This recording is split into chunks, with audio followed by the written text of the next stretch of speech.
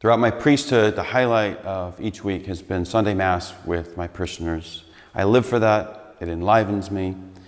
And week after week, throughout the year, though, there are actually 2 occasions of these large celebrations of the Mass that are my favorite. They rank at the top. So the first one is Easter Vigil, and it's definitely the Super Bowl of liturgies. It's a long liturgy, but it's stunningly beautiful. Easter Vigil takes us spiritually to the tomb of Jesus right before and at the beginning of how everything turns, his coming back to life, his resurrection. We have this liturgy, part of the liturgy, which is unique. The church starts dark, and there's this large candle, the Paschal candle, that's lit. And then the faithful light their candles from that candle, and you see the light spread. You also, as a priest, I get to join to the people of God, those who have been preparing for baptism and confirmation and Holy Communion. That's my first favorite. My second favorite is a few days before, it's Holy Thursday liturgy. And that is a celebration of the Last Supper. Spiritually, we go there into the upper room when Jesus is with his disciples the night before he dies, and he's celebrating this Last Supper with them. There's another thing I just want to mention. It's I think part of the reason these are my favorite liturgies as well is that each year the people that are there want to be there. That is that people can easily go to another Mass on Easter Sunday. Holy Thursday is not itself a holy day of obligation. But the people who do go are all people who want to be there, and they're there and they're engaged and they're praying, and that devotion, that whole, all of us together praying with that. It's like heaven for me. So Jesus gathers his apostles to celebrate the Passover.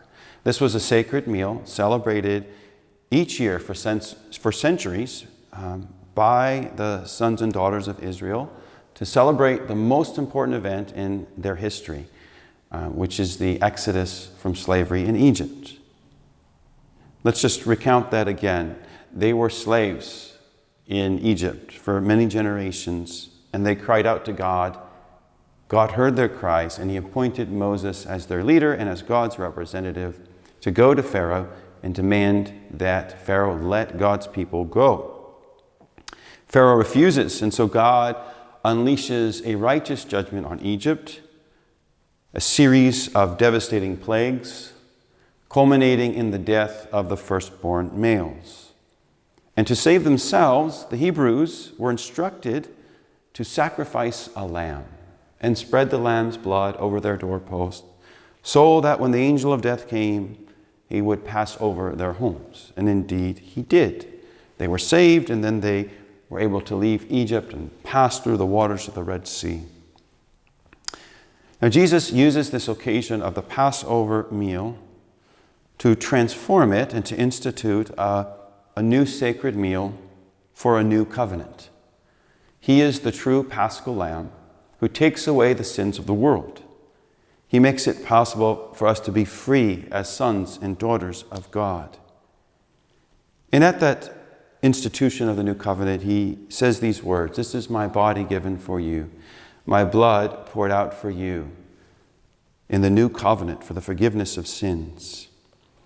At that same time, he is instituting the Eucharist. He is instituting a priesthood, a new priesthood for the new covenant. It's a ministry that's been shared through the generations, which I am blessed and privileged to be a part of and to say those words so many times. The words of Christ, "This is my body, this is my blood," through which what happened 2,000 years ago becomes present on the altars of the church. We're not only remembering something from the past, but then through this mystery, we are allowed to participate in the saving reality. And the participation is also a call to imitate the power that saved us. God humbling himself for love of us and giving everything. And this is impressed upon the apostles that need to imitate. When Jesus washes their feet, he does the work of a slave. What a perfect image of the incarnation and death of the Son of God.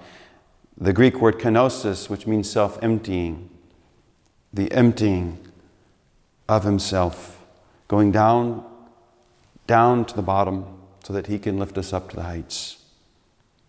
So we will not be able to celebrate a proper Holy Thursday Mass with the ritual of the feet washing.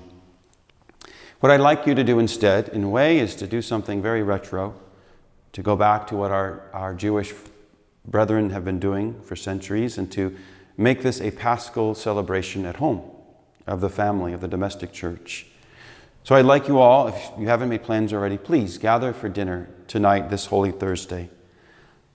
Before you eat, though, I ask that each head of the household, if the father is present, he should do this, would wash the feet of the other members of the household. Simply to do what you've seen me do here before. Take a pitcher of water, a large bowl, some towels, and have your wife, your children, other members of your household remove one shoe and one sock and wash their feet. Get on your knees, wash and dry them, remembering what Jesus told us.